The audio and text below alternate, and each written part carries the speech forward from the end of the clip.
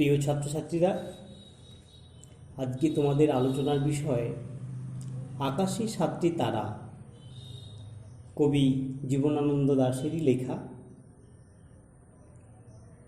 আমরা প্রথমে কবি সম্পর্কে একটু জানব, তারপর কবিতা লেখার প্রেক্ষাপট, তারপরে কবিতা আলোচনা করব। পল্লী প্রকৃতি কবি জীবনানন্দ দাশ 1899 খ্রিস্টাব্দে বাংলাদেশে বরিশালে জন্মগ্রহণ করেছিলেন। পিতা সত্যানন্দ, মাতা কুসুম কুমারী দেবীর কোল আলো করে তিনি আসেন। তার পূর্বে একটু বলি, পিতামহ সর্বানন্দ তিনি ব্রহ্মধর্মে দীক্ষিত ছিলেন। কবি জীবনানন্দ দাশ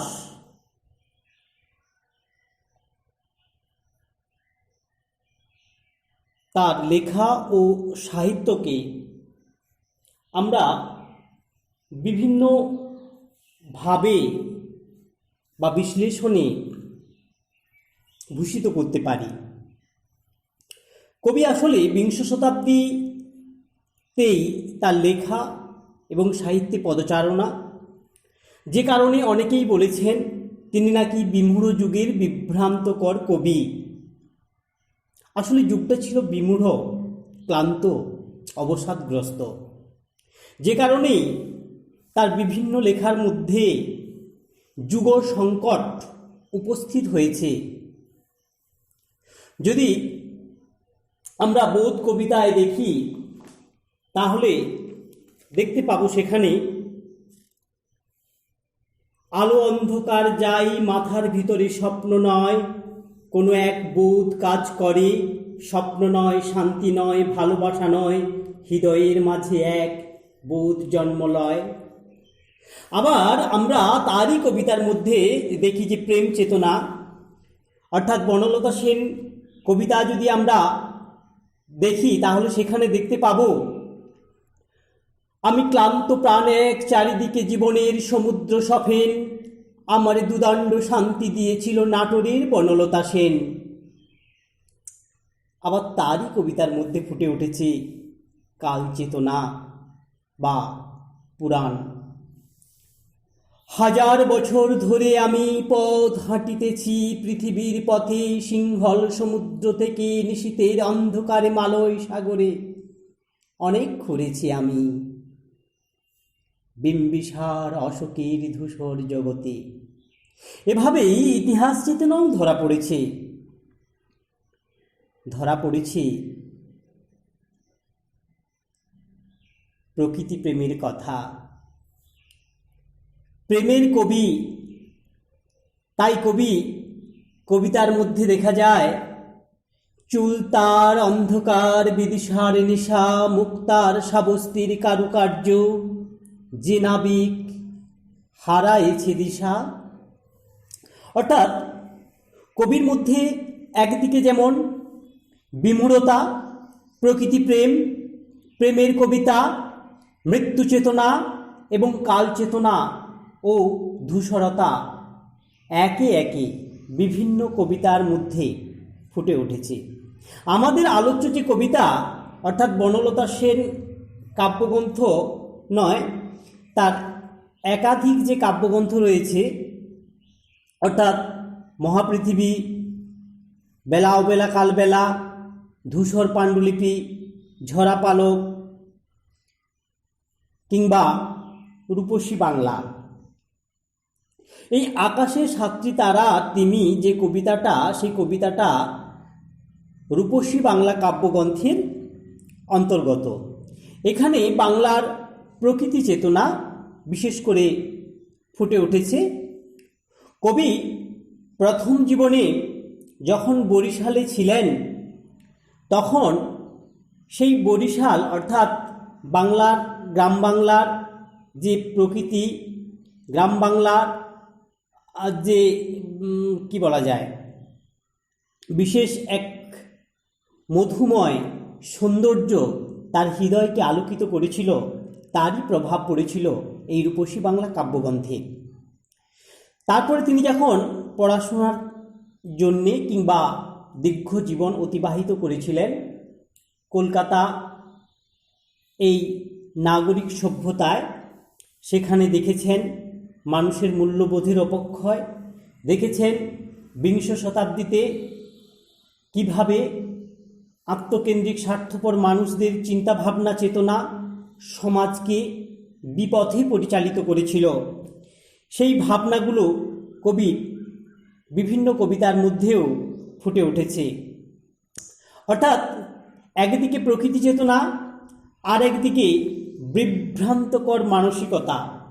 শুধু তাই নয়, কবি ব্যক্তি জীবনে বিশেষ করে তিনি তার প্রিয়তমার কাছ থেকে খুব একটা বিশেষ সুখী ছিলেন না হয়তো, যে কারণে সমালোচকগণ তার বিভিন্ন কাব্য কবিতা জুড়ে যে সকল বনলতা, সুচেতনা, সুরঞ্জনা, সুলোচনা ইত্যাদি নারীদের নাম পেয়ে থাকেন, তা থেকে তারা ব্যাখ্যা দিতে চেয়েছেন যে আসলে কবি তাদের কাছ থেকে সুখী ছিলেন না, বা তার প্রিয়তমার কাছ থেকে সুখী ছিলেন না বলেই হয়তো একাধিক নারীরা তার কাব্য জুড়ে ঘুরে ফিরে এসেছে।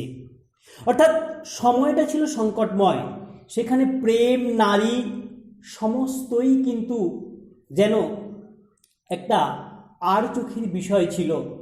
তাই কবি প্রকৃতির মধ্যে নিজের সুখ খুঁজে পাওয়ার চেষ্টা করেছিলেন, আর সেই প্রকৃতির মায়াঞ্জন কবিকে মুগ্ধ করেছিল, বিশেষ করে বাংলার প্রকৃতি। তাই কবি রূপসী বাংলা কাব্যগ্রন্থে আমাদের আকাশে সাতটি তারা বলে একটি কবিতা লিখেছেন, সেখানে কেবল প্রকৃতির চেতনা বারবার ফুটে উঠেছে। আমরা এবার কবিতা আলোচনার মধ্যে যাব। দেখো, আকাশে সাতটি তারা যখন উঠেছে ফুটে, আমি এই ঘাসে বসে থাকি, কামরাঙা লাল মেঘ যেন মৃত মণিয়ার মতো, গঙ্গাসাগরের ঢেউয়ে ডুবে গেছে, আসিয়াছি শান্ত অনুগত বাংলার নীল সন্ধ্যা। কবি গ্রাম বাংলার কোলে সেই যে ঢলে পড়া সন্ধ্যা, অর্থাৎ কবি যখন বসে আছেন কোথায় না নীল আকাশে, তারা ভরা আকাশের নিচে ঘাসের বিছানায়। কবি বলছেন আকাশে সাতটি তারা যখন উঠেছে ফুটে, আমি এই ঘাসে বসে আর থাকি। অর্থাৎ ঘাসের মধ্যে কবি যখন সময় অতিবাহিত করছেন, তখন আকাশের নীল ঘনতার মধ্যে ফুটে উঠেছে সাতটি তারা। কামরাঙা লাল মেঘ যেন মৃত মণিয়ার মতো গঙ্গাসাগরের ঢেউয়ে ডুবে গেছে। অর্থাৎ এই যে নীল সন্ধ্যা বাংলার কোলে ভরে উঠেছে, তারও পূর্বে যখন গঙ্গাসাগরের ঢেউয়ে, অর্থাৎ সেই পড়ন্ত সূর্য ধীরে ধীরে ডুবতে থাকে, তাকে দেখতে মনে হয় কামরাঙা, অর্থাৎ গ্রাম বাংলার এক মিষ্টি মধুর ফল, যা মিষ্টতা মানুষকে ভীষণ আনন্দ দেয়। কিংবা মৃত মণিয়া, মণিয়া বলতে এক প্রকার রঙিন পাখি, যার দেহের বর্ণ এই পড়ন্ত সূর্যের ন্যায়। কবি বলছেন বাংলার নীল সন্ধ্যা আসিয়াছে, অর্থাৎ সেই নীল সন্ধ্যা আসার পূর্বে বাংলার বুকে সন্ধ্যার আসন্ন সময়ে যখন দেখা যায় সূর্য অস্তগামী, আর সেই সূর্যের পড়ন্ত আভা চারিদিকে ছড়িয়ে পড়লেও সেই পড়ন্ত সূর্য গঙ্গাসাগরের কিনারে যেন অস্তমিত। তাই এই এক সুন্দর সৌন্দর্য, অর্থাৎ একেবারে সন্ধ্যাটাকে কবি ব্যাখ্যা দিয়েছেন। কবি বলতে চেয়েছেন কেশবতী কন্যা যেন এসেছে আকাশে, আমার চোখের পরে, আমার মুখের পরে চুল তার ভাসে। অর্থাৎ কবি বাংলার যে নীল সন্ধ্যা, যে এসেছে বাংলার বুক জুড়ে, তাকে তিনি কোনো এক কেশবতী কন্যা, কোনো এক নারীর সঙ্গে সাদৃশ্য করে দেখতে চেয়েছেন। তিনি বলতে চেয়েছেন যে কবির চোখের পরে, কবি মুখের পরে সেই কেশবতীর কন্যার চিত্রপট যেন ভেসে উঠেছে। কবি আসলে সেই আকাশে সাতটি তারা নীল সন্ধ্যার নিচে বসে বসে বাংলার প্রকৃতির রূপ আস্বাদন করছেন। পৃথিবীর কোন পথে কন্যারে দেখেনি কো, দেখি নাই অত অজস্র চুলের চুমা, হিজলে কাঁঠালে জামে ঝরে অবিরত। কবি যে কন্যার কথা এখানে বলেছেন, অর্থাৎ সেই কেশবতী কন্যা, যে কন্যা ঘন চুল, অর্থাৎ সেই চুলটার যে ঘনতা কিংবা কৃষ্ণবর্ণ রূপ, যাকে আমরা বাংলার বুকে জড়িয়ে থাকা সেই ঘন কৃষ্ণ অন্ধকারকে বুঝে নিতে পারি। সেই ঘন অন্ধকার সে আজ বাংলার বুকে ছড়িয়ে পড়েছে। অর্থাৎ হিজল গাছ, কাঁঠাল গাছ, জাম গাছ, যে গাছগুলো এই বাংলারই এক পরিচিত ফলের গাছ, তার উপরে ঘন অন্ধকার নেমে এসেছে। তাই কবি বলছেন, দেখি নাই অত অজস্র চুলের চুমা, হিজলে কাঁঠালে জামে ঝরে অবিরত। জানি নাই এত স্নিগ্ধ গন্ধ ঝরে রূপসীর চুলের বিন্যাসে। কবি এই বাংলার প্রকৃতি, কবি এই বাংলার সন্ধ্যা, যার চুলকে ঘন অন্ধকারের সঙ্গে সাদৃশ্য করে দেখেছেন, সেই ঘন অন্ধকারের যে স্নিগ্ধতা, তার যে বিন্যাস, তা কবি দেখে মুগ্ধ হয়েছেন। কবি দেখছেন সেই অন্ধকার যেন নেমে এসেছে অবিরতভাবে বাংলার গাছগাছালি, কাঁঠাল, হিজল কিংবা অজস্র জামে, যাকে কবি মনে করেছেন অজস্র চুলের চুম্বন হিসাবে। আমরা এই প্রথম প্যারাতে পেলাম যেটা, সেটা হয়েছে যে সন্ধ্যা আগত, কবি বসে আছেন গালিচে পাতা সবুজ ঘাসের উপর। কবি দেখছেন যে সূর্য পড়ন্ত, তার আভা চারিদিকে ছড়িয়ে পড়েছে, সূর্যের আলো অস্তমিত হয়েছে গঙ্গার ঢেউয়ে, আর তাকে দেখে কবি মনে হয়েছে বাংলার সেই কামরাঙা ফল কিংবা মৃত মনিয়া পাখির মতো। তারপরেই কবি দেখেছেন যে বাংলার নীল সন্ধ্যা নেমে এসেছে কবির চোখের উপর, মুখের উপর। সেই নীল সন্ধ্যাকে কবি কেশবতী কন্যার সঙ্গে সাদৃশ্য টেনেছেন। কেশবতী কন্যার কেশের যে গাঢ়তা, অন্ধকারতা, তা বুঝি বাংলার বুকে বিরাজমান। অজস্র গাছগাছালির উপর অবিরতভাবে ঝরে পড়েছে সেই অন্ধকার। কখনো কবি ভেবেছেন এটি আসলে অজস্র চুলের চুমা বা রূপসীর চুলের বিন্যাস কিংবা বাংলার প্রকৃতির স্নিগ্ধতা। তারপরেই আমরা যাব পৃথিবীর কোনো পথে নরম ধানের গন্ধ, কলমির ঘ্রাণ, হাঁসের পালক, সর পুকুরের জল, চাঁদা সরপুটিদের মৃদু ঘ্রাণ, কিশোরীর চাল ধোয়া ভিজে হাত, শীত হাত খান কিশোরের পায়ে দলামুথো ঘাস, লাল লাল বটের ফলে ব্যথিত গন্ধের ক্লান্ত নীরবতা, এরই মাঝে বাংলার প্রাণ। আকাশে সাতটি তারাও যখন উঠেছে ফুটে আমি পাইটে। পৃথিবীর কোনো পথে নরম ধানের গন্ধ, কলমির ঘ্রাণ, হাঁসের পালক, সর পুকুরের জল, চাঁদা সরপুটিদের মৃদু ঘ্রাণ। আসলে কবি বাংলার এক প্রত্যন্ত গ্রামের চিত্র তুলে ধরার চেষ্টা করেছেন।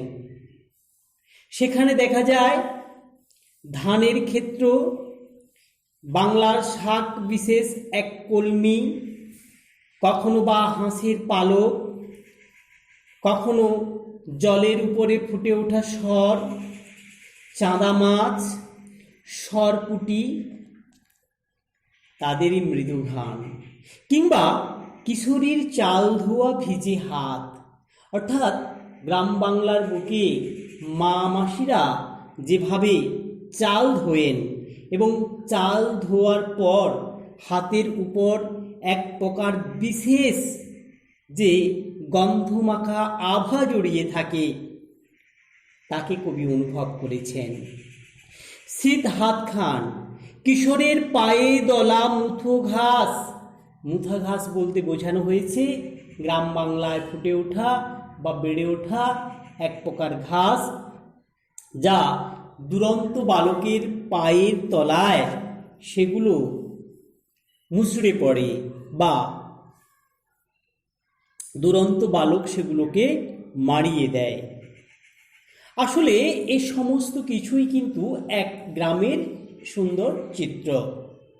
কবি একদিকে যেমন গ্রামের বুকে নেমে আসা সেই নীল সন্ধ্যাকে ব্যাখ্যা করেছেন, আর একদিকে কবি ব্যাখ্যা করতে চেয়েছেন বাংলার বুকে বিভিন্ন রকম শাক সবজি, বিভিন্ন রকম মাছ, এমনকি কিশোরীর ভিজে হাত, এমনকি নরম ধানের গন্ধ, তার সাথে সাথে লাল লাল বটের ফলের ব্যথিত গন্ধের ক্লান্ত নীরবতা। অর্থাৎ বটগাছের যে লাল লাল ফল, সেই ফলগুলো যখন বাংলার বুকে ছড়িয়ে পড়ে আর কিশোরের পায়ে সেগুলো আঘাতপ্রাপ্ত হয়ে বা পড়ে থেকে গন্ধ ছড়ায়, আসলে এটা বিংশ শতাব্দীকেই ব্যাখ্যা করে। বিংশ শতাব্দীতে সমাজের বুকে যে আত্মকেন্দ্রিক স্বার্থপর মানসিকতায় বড় হয়ে ওঠা, সমাজের বুকে গভীর সংকট, সমাজের বুকে যে অবক্ষয়ের চিত্র, তাকেই চিহ্নিত করে। তবু এই বাংলার বুকে কবি প্রাণ খুঁজে পান, কারণ বাংলার যে রূপময় সৌন্দর্য, সেই সৌন্দর্য কখনো বিনষ্ট হতে পারে না। মানুষ সে যুব সংকট তৈরি করতে পারে, মানুষ সমাজের বুকে অবক্ষয় ধরিয়ে দিতে পারে, মানুষ সমাজের মানুষকে একেবারে তলানিতে নিয়ে যেতে পারে মানবিকতার অবক্ষয় ধরিয়ে, কিন্তু প্রকৃতির মধ্যে এই স্নিগ্ধতা, প্রকৃতির মধ্যে এই রোমাঞ্চকর পরিবেশ সর্বদা মানুষকে আনন্দ প্রদান করে। অর্থাৎ এই প্রকৃতির মায়াঞ্জন, প্রকৃতির রূপমুগ্ধতা মানুষকে আনন্দ প্রদান করে। মানুষ তারই মাঝে খুঁজে পান তার শান্তি, তার ভালোবাসা। তাই কবি এই কবিতার মধ্যে দুটো বিষয় পাশাপাশি ব্যাখ্যা করেছেন। আসলে বিমূঢ় যুগ, সেই বিভ্রান্তকর পরিস্থিতির মধ্যে কবি যখন বিরাজমান, তারই মধ্যে কবি শান্তির খুঁজে পেতে চেয়েছেন এই পল্লী প্রকৃতির মধ্যে। সে কারণেই কবির এই কবিতা জুড়ে প্রকৃতির এক অনুপম সৌন্দর্য ফুটে উঠেছে। এই বলে কবিতাটা আমি এখন শেষ করলাম।